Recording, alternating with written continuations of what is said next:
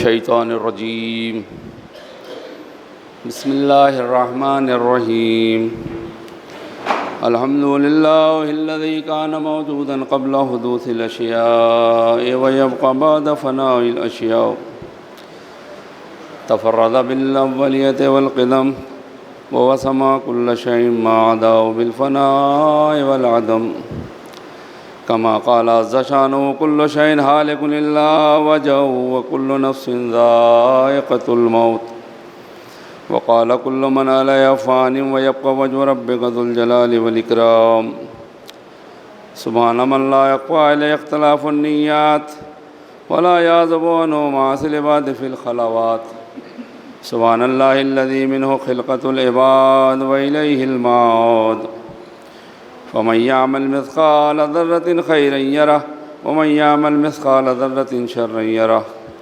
نشهد أن لا إله إلا هو الملك الذي لا ينازع في ملكه ولا يضاد في حكمه يعذب من يشاء بما يشاء كيف يشاء ويرحم من يشاء بما يشاء كيف يشاء تعذيبه المسيء عدل وعفوه تفضل ونشهد أن محمدًا سيد المرسلين وخير المبشرين والمنذرين صلى الله عليه وآله الهداة المهديين من ركب سفينتهم نجا واعتدى من تخلف عنها ضل فغرق وهوى بسم الله الرحمن الرحيم اللهم كن لوليك الحجة ابن الحسن صلواتك عليه وعلى آبائه في هذه الساعة وفي كل ساعة وليا وحافظا وقائدا وناصرا ودليلا وعينا حتى تسكنه أرضك طوعا وتمتعه فيها طويلا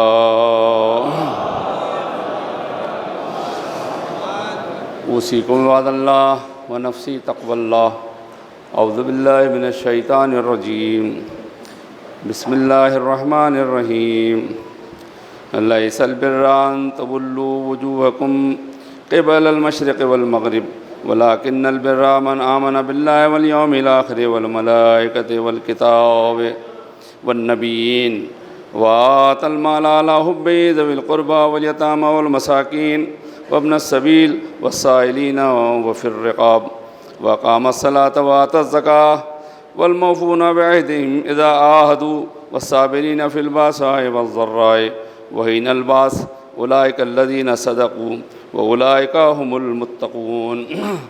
بندگان خدا، سورہ بقرہ کی آیت نمبر 177 آپ کی خدمت میں تلاوت کی گئی۔ ارشاد ہو رہا ہے یہ کوئی نیکی نہیں ہے کہ تم اپنے منہ مشرق یا مغرب کی طرف کر لو، بلکہ حقیقی نیکی اس کی ہے جو اللہ پر، قیامت کے دن، فرشتوں پر، خدا کی کتاب پر اور انبیاء پر ایمان لائے، اور محبت خدا میں اپنا مال رشتہ داروں کو اور یتیموں کو اور محتاجوں کو اور مسافروں کو اور سوال کرنے والوں کو اور کنیز و غلام آزاد کرنے میں دے، نماز پڑھے اور زکوٰۃ دے، اور جب کوئی معاہدہ کرے تو اپنے عہد کو پورا کرنے والے ہوں، اور تنگ دستی اور بیماری اور لڑائی کی سختی کے وقت صبر کرنے والوں میں ہوں۔ وہی وہ لوگ ہیں جو عملاً صادق ہیں، اور وہی لوگ متقی اور پرہیزگار ہیں۔ بندگان خدا، رسول اکرم صلی اللہ علیہ وآلہ وسلم ارشاد فرماتے ہیں من عمل بہ الآیا فقد استکمل الایمان، جس نے اس آیت پر پورے طور پر عمل کیا اس نے اپنے ایمان کو کامل کر لیا۔ اس لیے فرمایا کہ جتنی خوبیاں اس آیت میں ہیں، بھری ہوئی ہیں، اور جتنی شاخیں اس سے نکلتی ہیں، ان سب کا انحصار 3 چیزوں میں ہو سکتا ہے۔ صاحب تفسیر نمونہ نے بہت اچھی وضاحت کی ہے اور توجیہ کی ہے، اس میں سے چند باتیں پیش کرتا ہوں۔ نمبر 1، صحت اعتقاد۔ صحت اعتقاد بہت ضروری ہے۔ ظاہر سی بات ہے، عقیدہ ہی صحیح نہ ہوگا تو پھر معاملہ تو پھر خرابی ہو جائے گا۔ دوسرے، حسن معاشرت۔ معاشرت میں اگر اچھائی نہ ہوگی، رہنے سہن میں اگر کوئی بھلائی نہ ہوگی تو پھر کوئی فائدہ نہ ہوگا۔ اور تہذیب نفس، انسان اگر اپنے نفس کی تہذیب نہ کرے گا، اپنے آپ کو تجزیہ نہ کرے گا، تزکیہ نہ کرے گا، تو ظاہر سی بات ہے پھر اس کا کوئی عمل یا کسی طرح کی کوئی بات قابل قبول نہ ہوگی۔ صحت اعتقاد کیا ہے؟ مختصراً یعنی خدا وحدہ اللہ شریک کے ساتھ روز قیامت، حساب و کتاب، ثواب و عذاب کے ساتھ، اور کل فرشتوں اور کتب آسمانی اور کل انبیاء پر ایمان لائے، یہ صحت اعتقاد ہے۔ حسن معاشرت کیا ہے؟ آیت میں اشارہ ہے کہ محبت خدا میں مال اپنے رشتہ داروں، یتیموں، محتاجوں، سائلوں، مسافروں کو دے، یہ حسن معاشرت ہے۔ اقربا کو دینا، یہاں سے احادیث شروع ہوتی ہیں، اقربا کو دینا اور صلہ رحم بجا لانا عمر کو زیادہ کرتا ہے، فقر کو دور کرتا ہے، اور آپس میں محبت و اتحاد کا باعث ہوتا ہے۔ آج لوگ کہتے ہیں بھائی بھائی میں محبت کیوں نہیں رہ گئی ہے، یہ رشتہ داروں میں محبت کیوں نہیں رہ گئی ہے، یہ آپس میں ایک دوسرے سے وہ انسیت، وہ پیار و محبت جو پہلے تھا وہ کیوں نہیں رہ گیا ہے؟ دیکھیے تو صحیح کہ صلہ رحمی تو ختم نہیں ہو گئی ہے، بیچ سے صلہ ارحام تو ختم نہیں ہو گیا ہے۔ اپنے اعزاء اور رشتہ داروں کو حکم قرآن کے مطابق دینا، اپنے مال میں سے اس کی محبت میں۔ یہ بھی ہو سکتا ہے کہ پیسہ دے بھی رہے ہوں مگر یہ کہ یہ ہماری عزت کرے، ہمیں سلام کرے، ہمارے گھر پہ سلام کرنے آئے، یہ اپنی جاہ منصب کو بڑھانے کے لیے پیسہ دیا ہے یا اللہ کی محبت میں دیا ہے؟ تو حکم خدا یہ ہے کہ اس کی محبت میں ان سب کو پیسہ دو۔ دوسری حدیث میں ہے یتیموں کے بارے میں، یتیموں کے بارے میں حدیث میں ہے کہ جس کے گھر میں کوئی یتیم ہو اور وہ شخص اس سے اچھا سلوک کرے، اس کے کھانے پینے کپڑے کی کفالت کرے، یہاں تک کہ وہ مستغنی ہو جائے، یعنی جوان ہو جائے، اپنا کھاتا کماتا ہو جائے، مستغنی کا مطلب اپنا کمانے لگے، اپنا کھانے لگے ہو جائے، تو خدا اس پر بہشت کو واجب کرتا ہے۔ یتیموں کا خیال رکھیے، مولا کائنات کی وصیت میں بھی ہے۔ اور اگر کوئی کسی یتیم کو پروان چڑھا دے تو اللہ اس پر جنت کو واجب کر دیتا ہے۔ پیغمبر اکرم ارشاد فرما رہے ہیں، پیغمبر اکرم صلی اللہ علیہ وآلہ وسلم ارشاد فرما رہے ہیں کہ اگر کوئی یتیم کو اپنے گھر میں پال پوس کر بڑا کر دے، مستغنی کر دے، تو اللہ اس پر بہشت واجب کر دیتا ہے۔ میں کہوں گا یا رسول اللہ، آپ سے سوال ہے کہ اگر کوئی آپ کو پال پوس کے بڑا اور مستغنی کر دے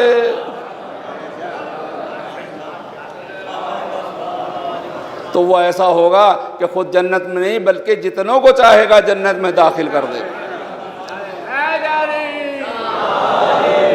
بندگان خدا، مساکین کے بارے میں رمضان المبارک میں بار بار آپ سے گزارش کی، مسکین، فطرہ مسکین کو دو، فدیہ مسکین کو دو، کفارہ مسکین کو دو۔ یہ مسکین مسکین مسکین بار بار ڈھونڈیے، مسکین کون ہے؟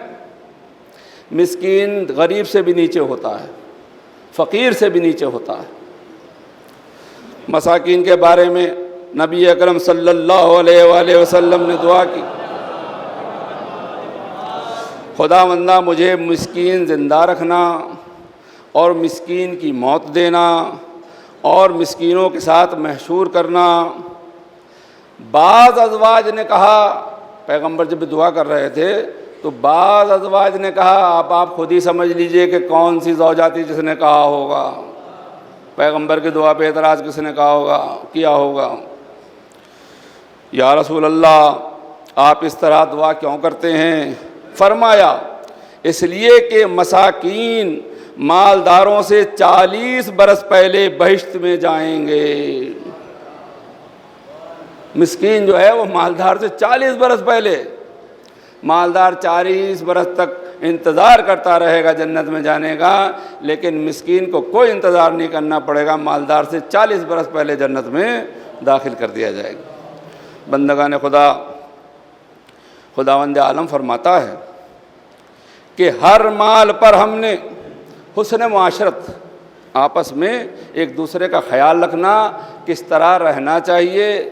ظاہر سی بات ہے کہ آپس میں ہمیں میل جول اور ضرورت مندوں کی ضرورت کو پورا کرنے میں ہی حسن معاشرت ہوتی ہے۔ رہ تو بہت سے لوگ رہے ہیں دنیا میں، اربوں لوگ ہیں رہ رہے ہیں، لیکن کیا اسے حسن معاشرت کہا جا سکتا ہے؟ ایک دوسرے کا مال چھیننے کے لیے تیار ہیں، ایک دوسرے کا ملک چھیننے کے لیے تیار ہیں، ایک دوسرے کی جان لینے کے لیے تیار ہیں، ایک دوسرے کی عزت اتارنے کے لیے تیار ہیں۔ یہ حسن معاشرت ہے؟ ایک دوسرے کو دینا چاہیے، ایک دوسرے کی عزت کرنا چاہیے، ایک دوسرے کا خیال رکھنا چاہیے، یہ حسن معاشرت ہے۔ چھیننا اور ہڑپنا یہ حسن معاشرت نہیں ہے۔ تو اللہ فرماتا ہے کہ ہر مال پر ہم نے کسی کو مقرر فرمایا ہے کہ وہ اس پر قبضہ کرے، مگر یعنی جتنی بھی نیکیاں ہوتی ہیں مال کے اعتبار سے کوئی نہ کوئی فرشتہ اس پہ مقرر ہے اور وہ اس پر لیتا ہے، لیکن اللہ کہتا ہے مگر صدقہ فقراء و مساکین، جو فقراء اور مساکین کو صدقہ دیا جاتا ہے، جو فقراء اور مساکین کی مدد کی جاتی ہے، ان کے ساتھ جو نیکی کی جاتی ہے، اللہ کہہ رہا ہے کہ ہم اپنے دستے قدرت سے لیا کرتے ہیں۔ ان صاحب کو جگہ دے دیے، نہ دیجیے گا تو یہ ایسے ہی کرتے رہیں گے، ان کو جگہ دے دیے بیٹھنے کے لیے۔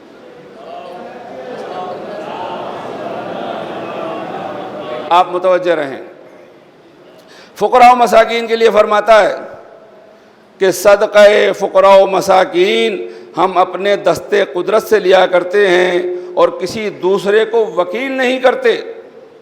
اگر کوئی ایک خرما یا آدھا خرما بھی صدقہ دے تو میں اس کو بھی لے لیتا ہوں اور اس کی تربیت پرورش کرتا ہوں، جس طرح لوگ اونٹ گھوڑے کے بچوں کی پرورش کرتے ہیں۔ جب روز قیامت ہوگا اور صاحب صدقہ ہم سے ملاقات کرے گا تو ہم اس صدقے کو جو کوہ احد کے برابر ہوگا اس پر واپس کر دیں گے اس کو۔ ملاحظہ فرمایا آپ نے؟ میں نے حدیث آپ کی خدمت میں پیش کر دی۔ ہم جب کسی مسکین کو کوئی صدقہ دیتے ہیں تو اللہ کہتا ہے میں اسے خود اپنے ہاتھ میں لیتا ہوں۔ تو آپ جب دیتے ہیں کسی کو تو دیکھ لیا کیجئے کہ ہاں پہلے اللہ کے ہاتھ میں جائے گا، بعد میں اس کے ہاتھ میں جائے گا۔ تو اللہ سب کو نہیں دیتا، متقی اور پرہیزگار۔ یہ دیکھیے آپ نمازی، تو صدقہ دینے کے لیے آپ کی صفوں میں ہی کوئی مسکین ہوگا، غریب ہوگا، فقیر ہوگا، جسے آپ دیں تو پہلے اللہ اپنے ہاتھ میں اس صدقے کو لے گا اور لے کر اس کی تربیت کر دے گا، اور جب قیامت میں آپ اللہ سے ملاقات کریں گے تو وہ کوہ احد کے برابر کر کے آپ کے واپس کر دے گا وہاں کے اوپر۔ اب آپ اندازہ لگائیے کہ جہاں روپے کو لوگ محتاج ہوں گے، وہاں کوہ احد کے برابر اگر مال مل جائے تو کتنی خوشی کی بات ہوگی۔ تو بندگان خدا، یہ ہے حسن معاشرت۔ ہمیں اس میں کوشش کرنی پڑے گی، قد کرنی پڑے گی، غور و فکر کرنا پڑے گا۔ اس کے علاوہ میل جول، اٹھنا بیٹھنا، یہ بھی حسن معاشرت میں ہے۔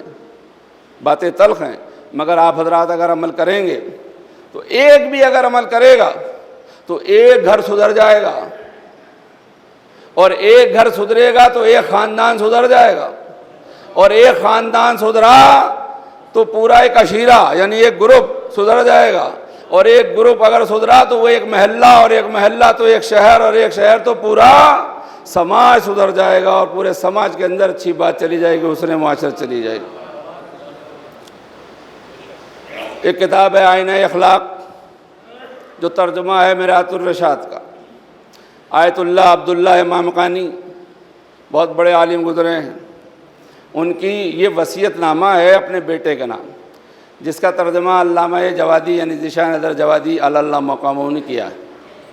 اور یہ قسط وار چھپ رہا تھا اصلاح میں، ادارہ اصلاح جو نکلتا ہے رسالہ، اس میں چھپ رہا تھا۔ فروری میں اس کی آخری قسط چھپی ہے اور وہ میں نے پڑھی ہے۔ اللہ جنہوں نے وصیت نامہ کیا ان پہ بھی رحمت نازل فرمائے، جنہوں نے ترجمہ کیا ان پہ بھی رحمت نازل فرمائے۔ جس رسالے نے لکھا اسی میں اداریاں پڑھا کہ کچھ مشکلات میں ہے رسالہ اصلاح، اللہ ان کی بھی مشکلات کو حل فرمائے، اور جو دینی ادارے جو جہاں جہاں بھی دین کا کام کر رہے ہیں اللہ ان سب کی حفاظت فرمائے، سب کی مشکلات کو حل فرمائے۔ تو اس میں سے میں نے یہ لکھا ہے، نوٹ کیا ہے۔ وصیت فرماتے ہیں، چونکہ موضوع سے متعلق تھا تو میں نے اسے نوٹ کر لیا۔ وصیت فرماتے ہیں اپنے فرزند ہم نشینی کے لیے اچھے انسانوں کا انتخاب کرنا۔ حسن معاشرت ہے، یہ بھی ہمارے اوپر لازم اور واجب ہے کہ ہم اچھی جگہ بیٹھیں، اچھے لوگوں سے ہماری دوستی ہو، اچھے لوگوں کے پاس ہمارا اٹھنا بیٹھنا ہو۔ اسی لیے وہ وصیت کر رہے ہیں اور اس میں توجیہات کرتے ہیں، بتاتے ہیں فرزند ہم نشینی کے لیے اچھے انسانوں کا انتخاب کرنا کہ انسان اپنے ہم نشین سے پہچانا جاتا ہے۔ جو جیسا ہوتا ہے وہ ویسے ہی کے پاس جاتا ہے۔ آپ نے نہیں دیکھا ہوگا کہ کبوتر کوے کے ساتھ اڑ رہا ہو،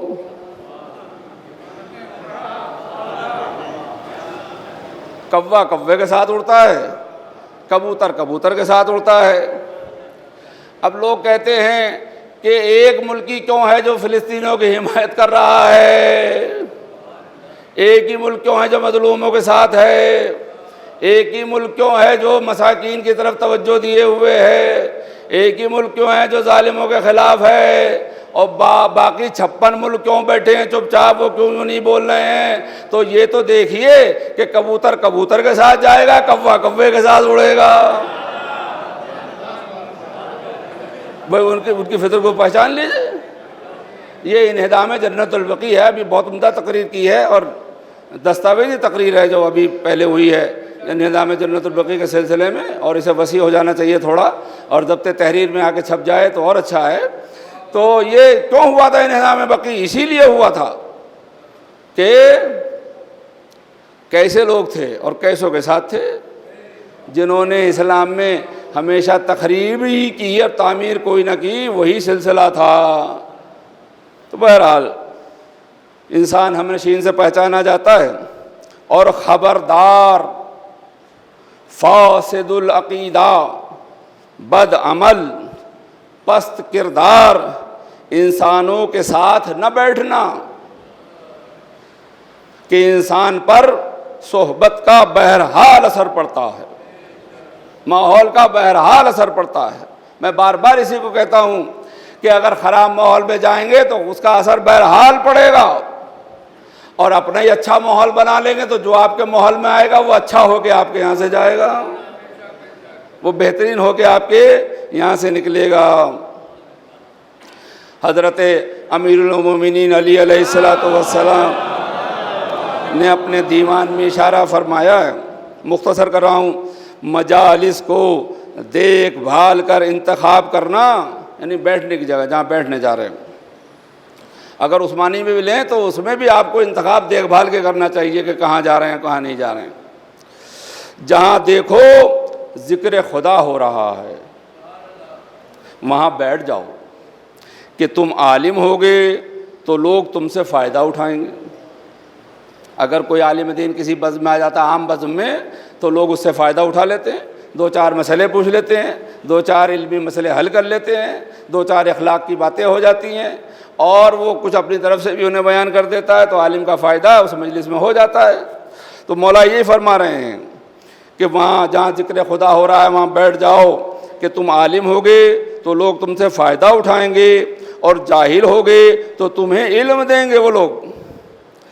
شاید خدا ان پر رحمت نازل کرے تو تم بھی شریک رحمت ہو جاؤ۔ اگر اللہ ان پر رحمت نازل کر رہا ہے تو تم بھی شریک رحمت ہو جاؤ گے۔ امام موسیٰ کاظم علیہ السلام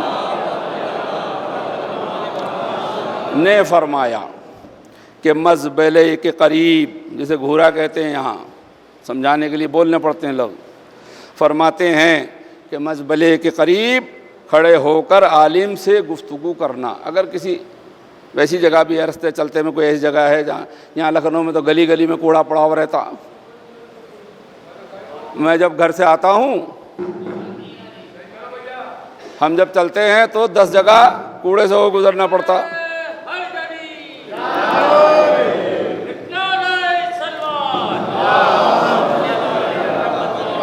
تو میں تو عالم نہیں ہوں، لیکن بہت سے علماء ہیں جو ایسی جگہ پہ بھی کھڑے ہو جاتے ہیں جہاں لوگ روک لیتے ہیں، تو وہ بہرحال، تو امام فرماتے ہیں کہ اگر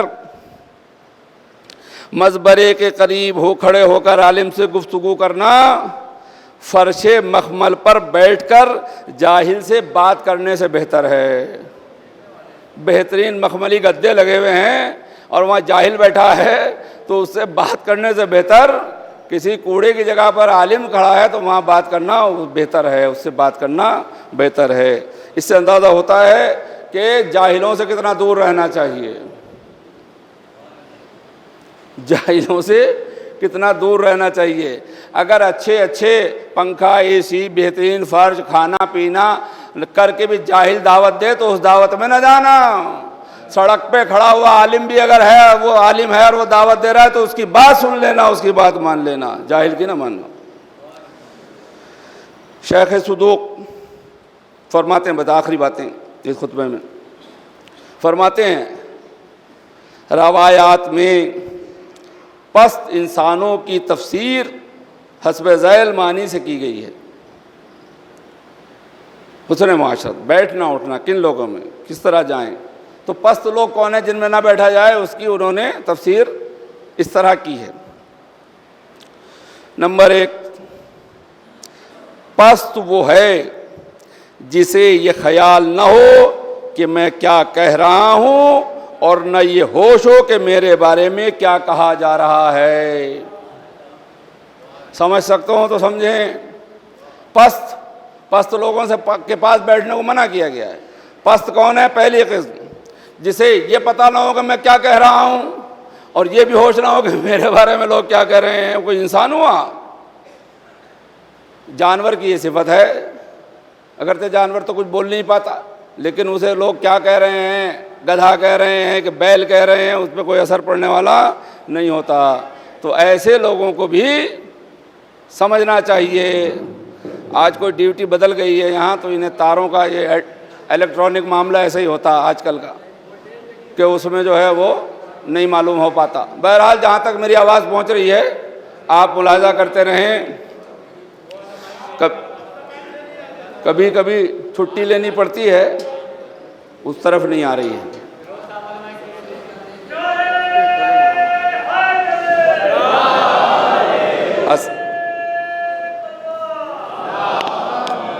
تو بہرحال جلدی میں آپ کی خدمت میں عرض کروں۔ دوسرے، پست آدمی باجا بجانے والے کو کہتے ہیں۔ راگ و رنگ، یہ سب جو غنا کے معاملات ہیں، دعوت دیا کرتے ہیں لوگ عام طور سے ان سب کی، تو وہ بھی پست لوگ ہیں۔ تیسرے، پست آدمی وہ ہے جسے نہ نیک برتاؤ سے خوشی ہو، نہ بد سلوکی سے افسوس ہو۔ اچھا نیک برتاؤ اس کے ساتھ ہو تو کوئی خوش نہیں ہوتا، اور بد سلوکی اس کے ساتھ ہو جائے تو اسے کوئی افسوس نہیں ہوتا۔ گالیاں کھا کے چلے آتے ہیں، کچھ اثر بھی نہیں ہوتا باہر سے، سارے محلے کی گالیاں کھا کے چلا رہے ہیں، کوئی افسوس نہیں ہو رہا ہے، اور سارے محلے نے سلام کیا تو اس پہ کوئی اثر نہیں پڑ رہا ہے کہ اسے بھی تب بھی کوئی اسے معاملہ نہیں ہے۔ تو ایسے لوگوں کو کے ساتھ نہ رہو، یہ پست لوگ کہلائے جاتے ہیں، پست خیال کیے جاتے ہیں۔ آخری، پست آدمی وہ جو اہلیت نہ رکھنے کے باوجود، پست آدمی وہ جو اہلیت نہ رکھنے کے باوجود قیادت کا دعویٰ کرے۔ اہلیت ہے نہیں، خالی بیان بہادر ہیں۔ نہ کوئی ساتھ آنے والا، نہ کوئی بات کو پانی دینے والا. کم سے کم آواز میں اتنا دم تو ہو کہ اس شہر کے لوگ کم سے کم مان لیں اس کی بات کو. تو اگر اہلیت قیادت کرنے کی نہیں ہے تو دعویٰ قیادت کے نہیں کرنا چاہیے، پھر کسی قائد کے پیچھے ہو جانا چاہیے. بندگان خدا، یہ وہ باتیں ہیں جو حکمت کی باتیں ہیں. اگر ہم ان سب پہ عمل کریں گے تو ظاہر سی بات ہے ہمارا معاشرہ حسین ہو جائے گا، ہمارا معاشرہ بہترین ہو جائے گا، اور ہم جو ہیں وہ ایک اچھے معاشرے میں زندگی گزاریں گے. ان احسن الحدیث و ابلغ الموعظہ کتاب اللہ. اعوذ باللہ من الشیطان الرجیم. بسم اللہ الرحمن الرحیم. والعصر ان الانسان لفی خسر الا الذین آمنوا وعملوا الصالحات وتواصوا بالحق وتواصوا بالصبر.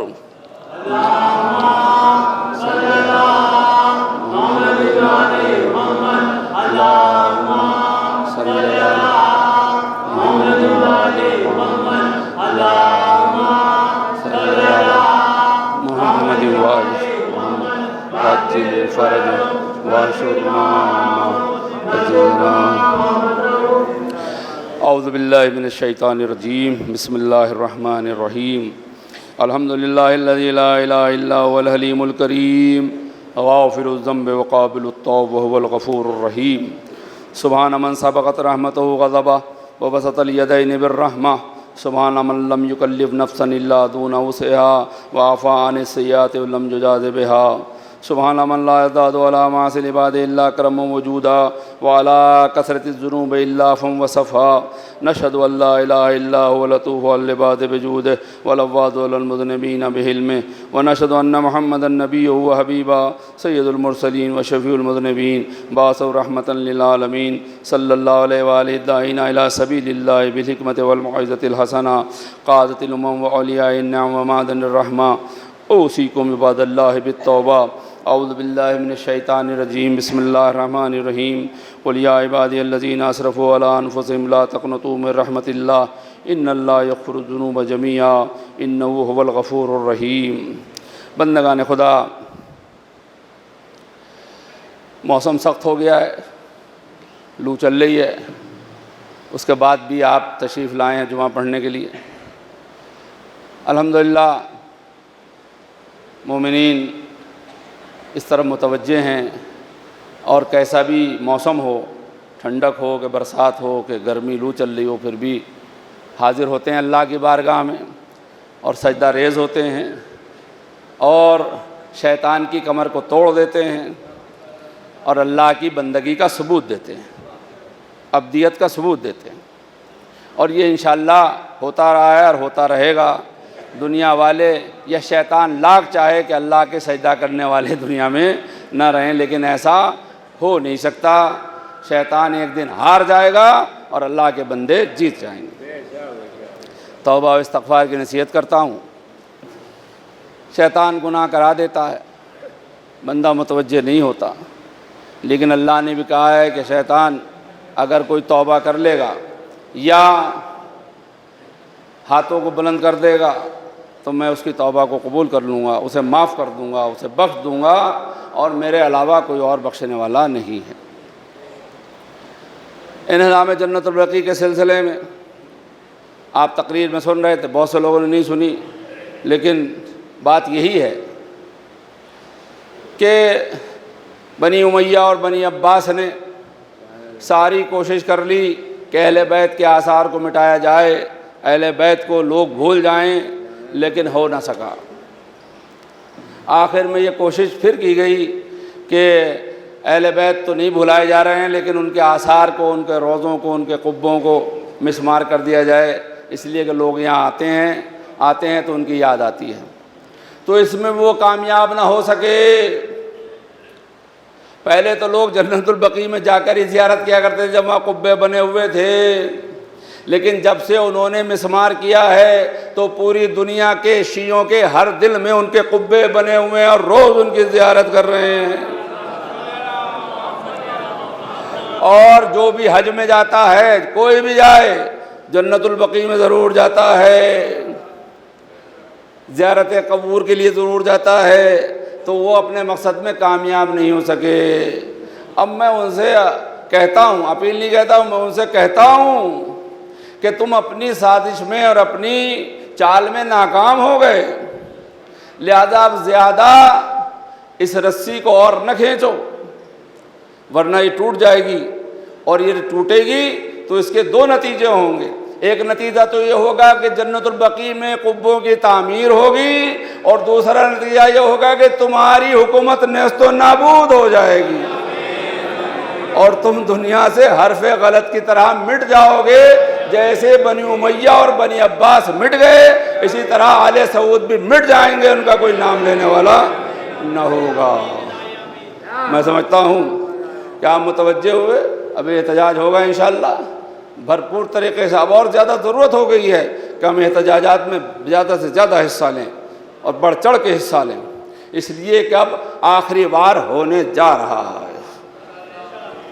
اب موقع آ گیا ہے کہ آخری وار ہوگا، اور یہ ایسا وار ہوگا کہ یہ سارے جتنے بھی ہیں ایک تھیلی کے، یہ سب کے سب ختم ہو جائیں گے، اور دنیا میں بہترین امن و امان قائم ہوگا اور بہترین معاشرہ قائم ہوگا، جس میں امن امن ہوگا، جس میں آشتی آشتی ہوگی، جس میں پیار ہی پیار ہوگا، جس میں محبت ہی محبت ہوگی، اور انسان انسان کے ساتھ رہے گا، انسان انسان سے محبت کرے گا، پیار کرے گا۔ اس مہینے میں بہت سی مناسبتیں ہیں، جنگ احد بھی اسی میں ہوئی، جناب حمزہ کی شہادت بھی اسی مہینے میں، اور ہمارے چھٹے امام جعفر الصادق علیہ السلام جن کی قبر مطہر وہیں جنت البقیع میں ہے، ان کی شہادت بھی 15 شوال 148 ہجری میں مدینہ منورہ میں واقع ہے۔ وہ قبر بھی اس وقت بے سایہ ہے۔ ارے بھئی، انسانیت کے ناطے جہاں مجمع اکٹھا، یہ مسجدیں کیوں بنائی ہیں؟ مجمع اکٹھا ہوتا ہے تو سائے میں سکون سے نماز پڑھ لیں، سایہ کیوں کرتے ہیں؟ تو ان قبور کے اوپر لوگ زیارت پڑھنے، جیسے کہ مولانا بھی کہہ رہے تھے کہ سب کے یہاں آئے کہ قبور کی زیارت کرو۔ بھائی تمہارے ایسے نہیں ہیں کہ تم ان کی زیارت کرنے کے لیے جاؤ تو تم مت جاؤ، لیکن ہمارے تو ایسے ہیں کہ جن کی زیارت کرنے کا ثواب رسول اکرم بیان فرما کے گئے ہیں، تو ہم تو جائیں گے، اور ہم تعداد میں کم نہیں ہیں۔ میں بتاؤں گا نہیں کتنی تعداد ہے، لیکن ہم کم نہیں ہیں۔ اور یاد رکھیے کہ دیگ چاولوں سے بھری ہوتی ہے، نمک ذرا سا ہی اس میں ہوتا ہے، مگر دیگ کو مزیدار کر دیتا ہے۔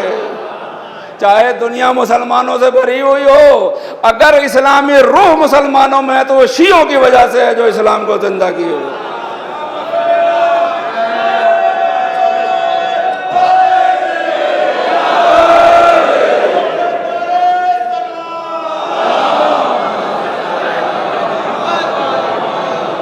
آپ شریک ہوں، اللہ ہم سب کے اعمال کو قبول فرمائے، تمام بیماروں کو شفا کامل و عاجل عنایت فرمائے، انقلاب اسلامی کی حفاظت فرمائے، ان کے ہتھیاروں میں دھار فرمائے، وہ سب کو ختم کر دیں، ان کا کوئی ختم نہ کر سکے۔ پالنے والے تجھے واسطہ ہے محمد والے محمد کا، امام زمانہ کے ظہور میں تعجیل فرما دے، ہماری تمام مشکلات کو حل فرما دے۔ اعوذ باللہ من الشیطان الرجیم، بسم اللہ الرحمن الرحیم، ان اللہ وملائکتہ یصلون علی النبی یا ایھا الذین آمنوا صلوا علیہ وسلموا تسلیما۔ اللہم صل علی سید المرسلین وشفیع المذنبین نبینا محمد صلی اللہ علیہ وآلہ، اللہم صل علی محمد وآلہ وعلی امام المسلمین وقائد الغر المحجلین امیر المومنین علی ابن ابی طالب صلوات اللہ علیہ وآلہ، وعلى سیدۃ نساء العالمین وبدۃ خاتم النبیین سیدنا فاطمہ بنت رسول اللہ صلوات اللہ علیہ، وعلى الحسن المجتبی اللہم صل علی محمد، والحسین الشہید بکربلا اللہم صل، وعلی ابن الحسین ومحمد ابن علی وجعفر ابن محمد وموسى ابن جعفر وعلی ابن موسیٰ ومحمد ابن علی وعلی ابن محمد والحسن ابن علی علیہم الصلاۃ والسلام۔